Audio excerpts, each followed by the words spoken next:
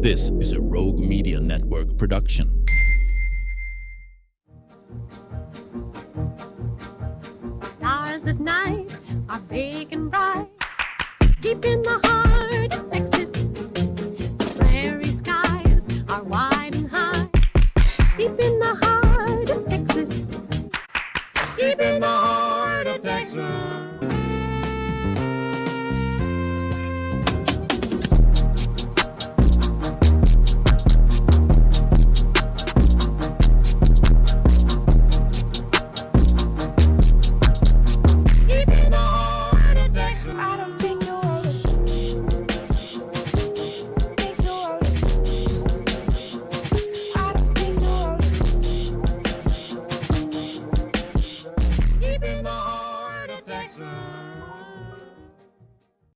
Hello. Welcome to King of the Hill podcast. I'm Mike.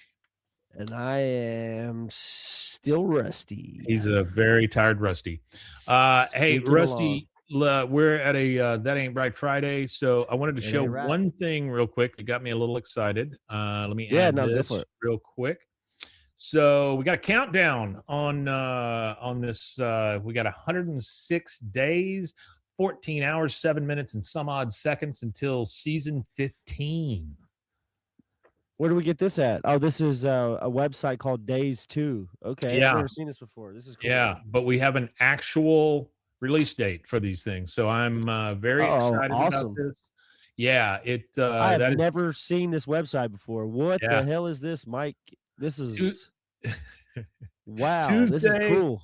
Tuesday, the 4th of August, 2026. So everybody, Earth Day is in 2 days, 14 hours, 6 minutes, and 47, 6, 5, 4. It's a good website. Awesome, I mean, there's a lot of cool stuff on it.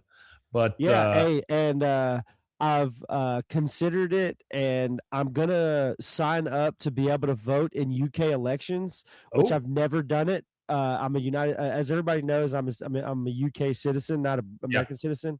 Yeah. So what I've decided to do is that I cannot participate in American elections, so I will participate in British elections. And I thought about doing a TikTok page where I just talk about British politics as an American, and then vote in England. And like do the vote in absentia or whatever that you could do. But I think it would be funny to vote in elections that have zero, because I can't vote. I'm taxed to hell, but I can't vote in America just because of the law and how how the law is. But I can vote in England, but it would have no. Literally, I could vote from the county I grew up in absentia. And does my vote matter? I mean, sure. To me, like, it could be comical. It could be fun. I could toss a coin and say, "Who do I vote for?" You're going to vote in the UK elections. I have been elected to city council in the little city I live in. You have, huh? I start in May. Yeah, I've been city to. Council? I'm meeting with the city manager tomorrow. In Hewitt? In Hewitt? Yeah. Mm-hmm. Yeah. Oh, that's crazy. There was an empty seat, and I filed for it, and because here's the thing, I didn't file as a Republican, Democrat, whatever. It's city council. So, but I feel like I can't gripe too much if I don't do something. So I'm going to try doing this, and we'll see what happens. And it may be a one-term thing, but I'm going to try it. We'll see. No, I think it's awesome. Yeah. No, I just looked up the ordinance thing. That's a couple months ago, dude. You didn't say nothing. You should. Yeah, I'm sorry. I just, I didn't really. No, that's awesome to talk about. No, cool. That's pretty cool. We'll see what happens. There's a lady on there, Brenda Turner, if I'm not mistaken. That's the mother of a guy named Brad Turner. Yeah, I know Brad Turner. You know Brad. Yeah, Brad is an awesome dude. Brad knows a ton about Waco history. He's been on our Waco history podcast a lot. And he was on. I got him on the Poltergals podcast whenever they were doing their podcast. I went to. He does those graveyard walkthrough things. Yeah. Well, I Mhm. went to the Brad's a good community guy. college here in town, and he taught at there, and Mhm.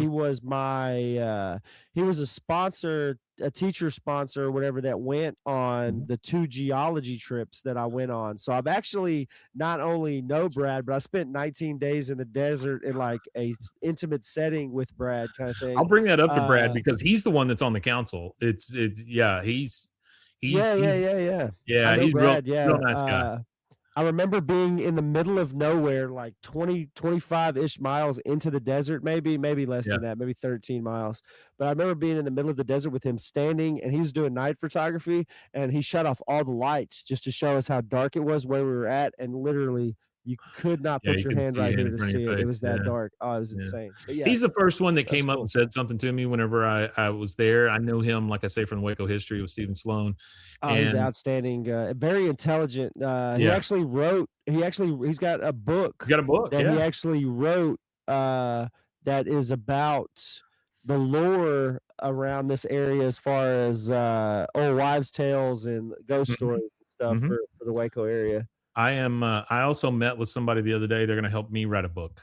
I'm going to Oh, write that's a book awesome. about the founding of Rogue and all of that kind of stuff because I feel No, like that's great. when I I can't go to wait. these conventions and stuff, I need something in my hand. It proves that you're an expert, even if the book is crap. But Yeah. I've started one a long time ago, but I just never finished it. She does this for a living, so I'm going to help her do some of her stuff, and she'll help me write the book. So No, that'll be yeah, it's a interesting to tell-all book. read. That's right. Yeah, I'm going to I tell all won't be about. writing a book. I'm sorry, guys. It's not going to be Rusty's tell-all. I can tell you how to get rid of rust if you buy Rust-Oleum, or CLR. You'll get rid of CLR does rust. a great job. Yeah, CLR, and a little elbow grease and a wire brush, That's take it right. right out. I've got a little article here from Crack. This is from our friend Brian Van Hooker. It's Is that the 10. guy that calls you Uh-huh. and Yeah. does our interview stuff? Yeah. Awesome. This is 10 King of the Hill moments that prove Peggy Hill is the best TV mom. I figured with Mother's Day coming up, we'd take a look at this real quick. It's and I'm just going to go down the list real quick. I'm not going to read a whole lot about it, but number one, being proud of her son. In season 4's Won't You Pie My Neighbor, a bunch of Buddhist monks come to believe that Bobby is reincarnated. The llama Peggy quickly pulls up beside the bewildered. She's was shouting at him and things like that, but she takes up for her son the entire time. And she sees a bumper sticker on the back of this car that says honor student, and she pulls up and she goes, yeah, well, my child is God to billions of Asians, which I think is a great line. That is a great one. That's an awesome one. Number two, when she encouraged Bobby to be a plus size model, I think we all remember that, Husky Bobby. Oh yeah. Peggy's constant support helped Bobby with his positive self-image. I do like that episode. I think that's a great episode. That's a good one. Hank objects to it, but then ends up coming around and knowing that this is something that made Bobby happy and it wasn't hurting anybody. Number three, letting Luann move in. She encourages Luann to come move in, especially after the big explosion and all the other stuff. She's always welcomed her with open arms. She gives her the structure and support she needs. Even if she gives her bad advice, she does give her structure and support. I think we talk a lot about how bad Peggy is, but she does have her good moments where she is an actual human being. Well, that's the thing is that Peggy could really be anybody's mom.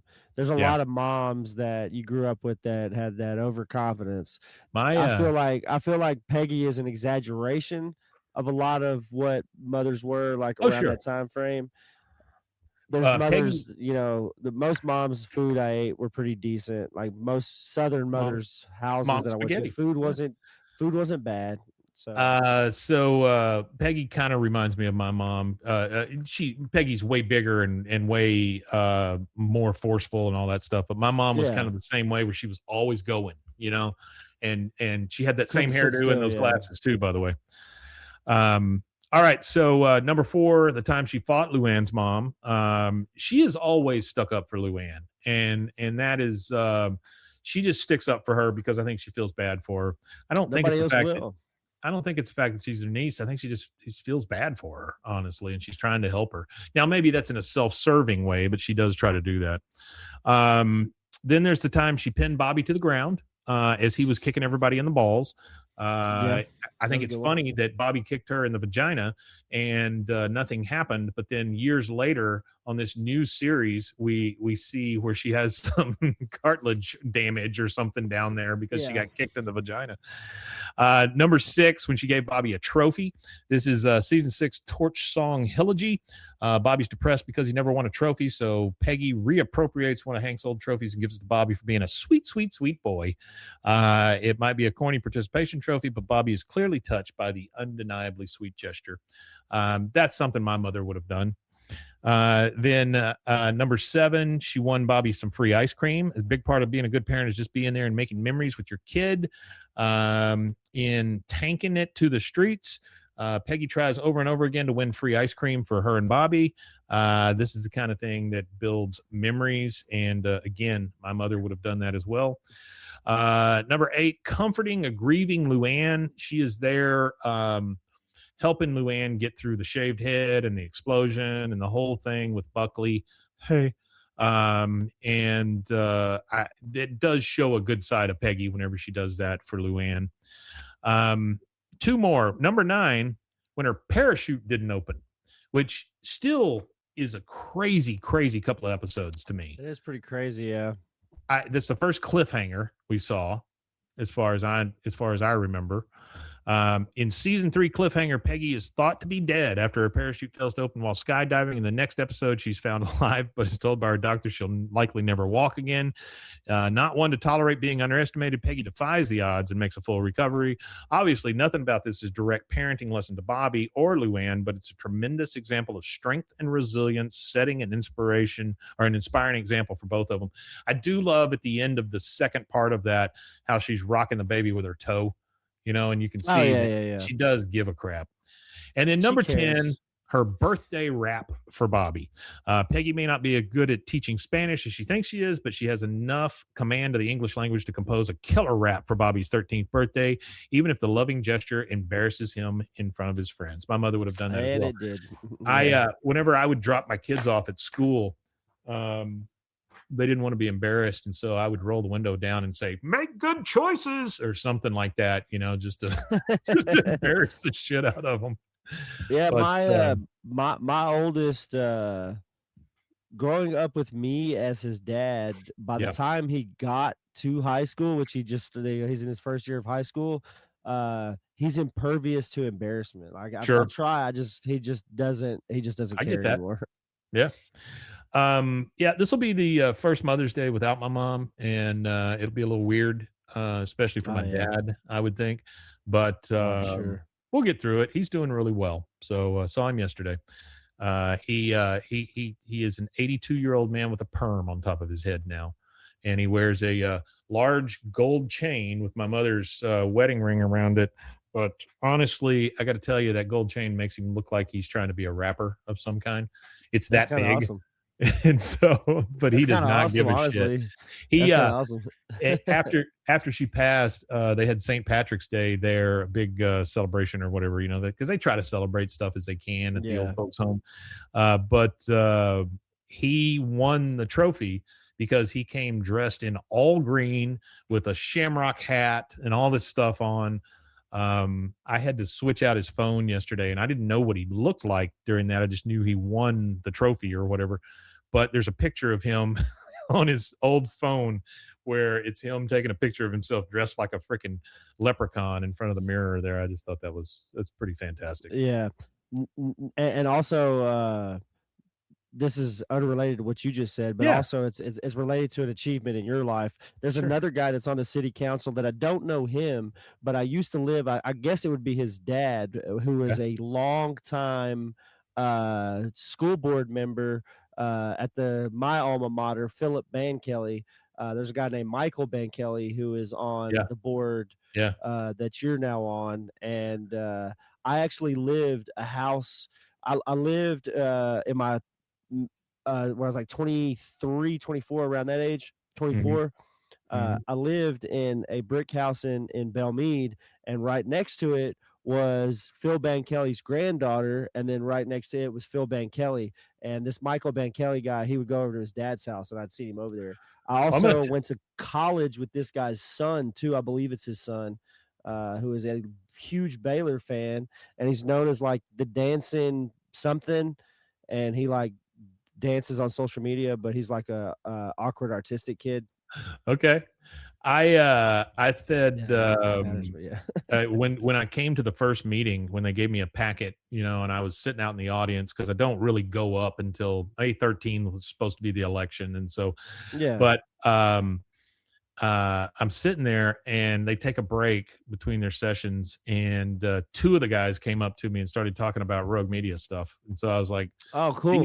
These guys had done their homework on me. They knew where I lived and all that stuff. So it was a little creepy, but I'm looking forward to it. We'll see what happens.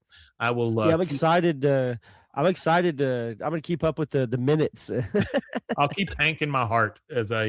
That's what we'll have to do. We'll have to do on Friday. We'll have to do Mike's minutes. Okay, you got it.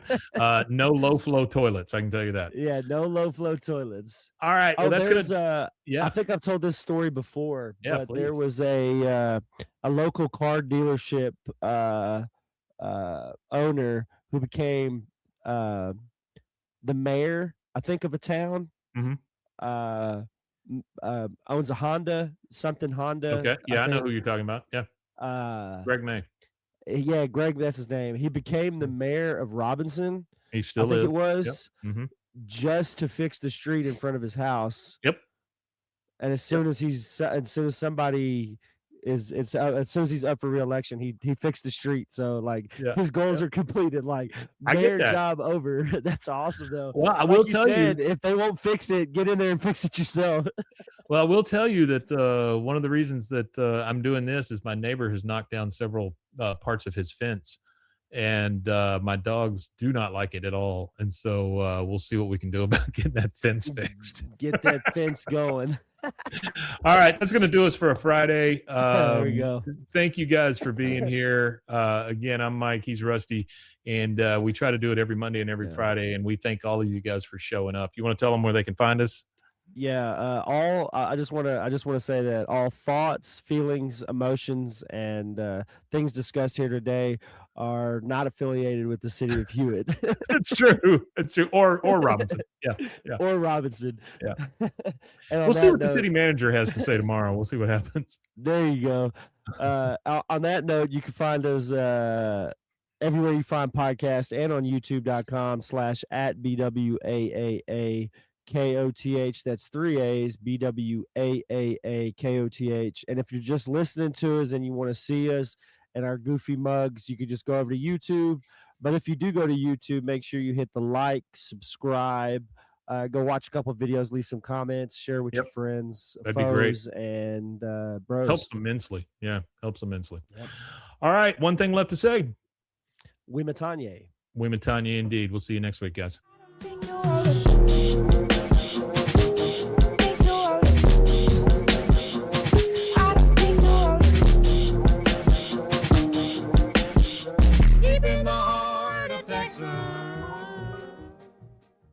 This has been a Rogue Media Network production.